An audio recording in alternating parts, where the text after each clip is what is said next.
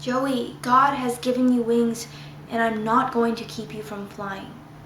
This was what my mother told me as I struggled to process through college applications. While it was thrilling, I found myself constantly feeling sad or scared about leaving home. One of the biggest factors in choosing a college boiled down to how close to home it was, but by October, I'd somehow picked the one that was furthest from home. For the past 17 years, my family has been my everything. Through the last couple of months, we've experienced ranges of emotion from joy and excitement to anxiousness and sadness for the short amount of time we have left together. My time felt short and much too fleeting. Because of this, I've started to gain a deeper appreciation for the moment called right now. The right nows are sweet and delightful, but can be hard, paired with all kinds of circumstances. We've all experienced both the high and the low points at different portions of our lives. But regardless of where everyone is today, I propose that our right nows must be treasured because they are unique gifts that show God's faithfulness. I'd like to share 3 aspects of this gift and how they must be received. Our right nows are accessible, investable, and owned by God. And therefore, we must receive them to engage, to invest, and to worship. I hope to encourage you to cherish your every moment as I share my findings on a time called right now. Shall we begin right now? As much as I wish to deny it, the time that we live through on earth is fleeting as we pass through each day's right now. As the saying goes, time doesn't wait for anyone. So our right nows are characterized by temporariness. But as much as they are temporary times, they are also the only accessible times. Think about it. We can't go back into the past to make changes to it, nor can we go into the future to guarantee something. But God faithfully presents every moment before us, and therefore we must faithfully engage with it. I love my brother Rohaam. He's 3 years younger than me, but he's my best friend. We've been close ever since we were little, and our games were full of stuffed animals, forts, and tea parties, per my request. Recently, I came to realize that if Rohaam and I don't end up at the same college, it would be 7 years of distance between us. After being in the same classroom with him for 12 years, this is daunting.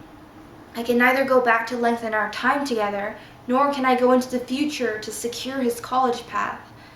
But I do have access to him today, and I don't want to waste a single moment of it.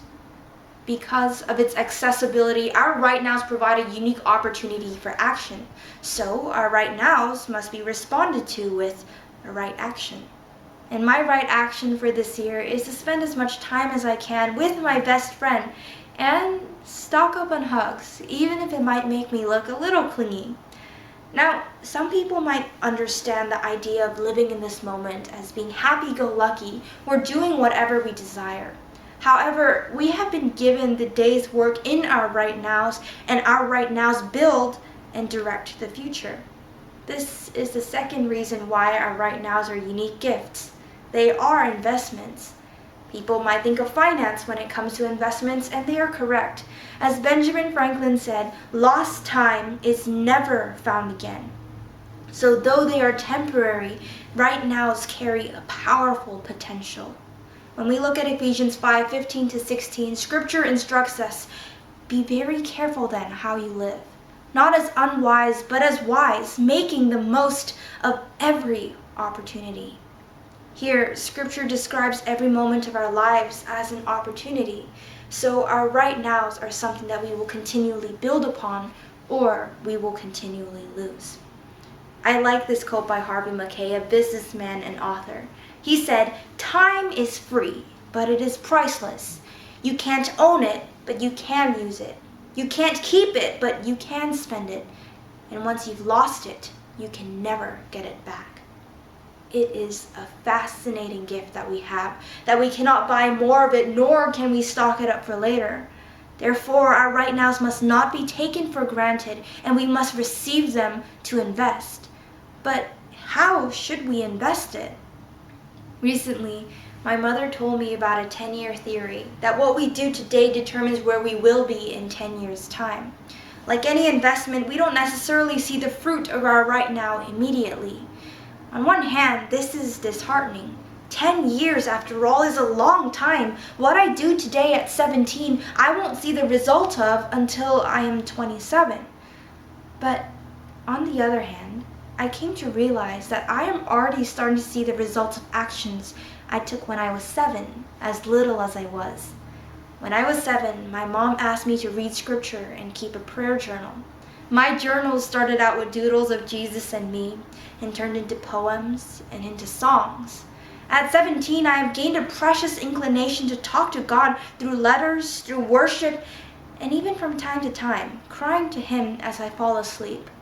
Because of a decision I began to live through when I was 7, I stand here at 17 having gained the experience of God listening to me, whatever was in my heart. But it wasn't just a decision I pushed through on my own. Looking back, God was the one who was faithful to respond to my small, big, and even whiny prayers, inviting me back to Himself. It is His invitation that makes me want to invest my todays even more. Just as a farmer sows his seeds, so our right nows are seeds that we get to plant every day. We can think of a parable in Matthew 25. A master entrusts to his 3 servants 5 talents, 2 talents, and 1 talent to take care of while he is away on his journey. Most of the time, we rightly focus on the works of the faithful and the unfaithful servants and how they dealt with the resources that were given to them. However, we must not overlook where the talents came from. The talents belong to the master. And just so, our right nows are given to us to invest, but they ultimately belong to God and are for God. Above all, our right nows are unique gifts we must treasure because they are God's. Time was created when God split light and darkness into day and night. It's hard to wrap our minds around the infinity of time, but God was there for every right now that has ever existed. He created it, He named it, and then He gave it to us. He is in each of our moments. We live every day of our lives as if they are our own, but they are ultimately His. Time is certainly not just about us. When I thought I was the one responsible for my own time, I was afraid of it because it was an accessible investment I didn't know how to handle. But now I understand that I walk with a God who reigns over time. Ecclesiastes 3:11 says that He has made everything beautiful in its time.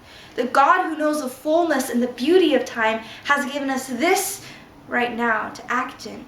And therefore we must participate with our lives as a part of His beautiful eternity. So our investments are not merely for ourselves, but for the one who gave them to us. It humbles me that God would invest in us this tangible right now to act, and that we are now invited to give it back to Him as worship. As C.S. Lewis said, this present is the point at which time touches eternity. At this moment, we are connected to our good God, and living out our right nows is a practice of eternity. The fact that the eternal God has asked us to walk with Him in our right nows amazes me. In the timeline of eternity, our time is invisible to the naked eye. We can choose to get caught up in the invisibility of this time, or we can participate with our lives as a part of His beautiful eternity. This right now isn't always easy, as we know, but this right now still testifies of His faithfulness. Whether it be teaching little me that He speaks, or showing the present me that He is the one who is in charge of my next adventure, every moment of our lives demonstrate that He has been with us every step of the way. There is His faithfulness in this fleetingness, and I'm learning to find delight in that. As my mother said, I have been given wings from God for my right nows. It's still hard knowing that I will be leaving a familiar home come fall, but in this moment, today, I want to continually engage. I want to continually invest, and I want to continually worship with my right nows. I am so thankful for my right nows because they are my impacts on eternity. So, what about you? What about right now? Thank you.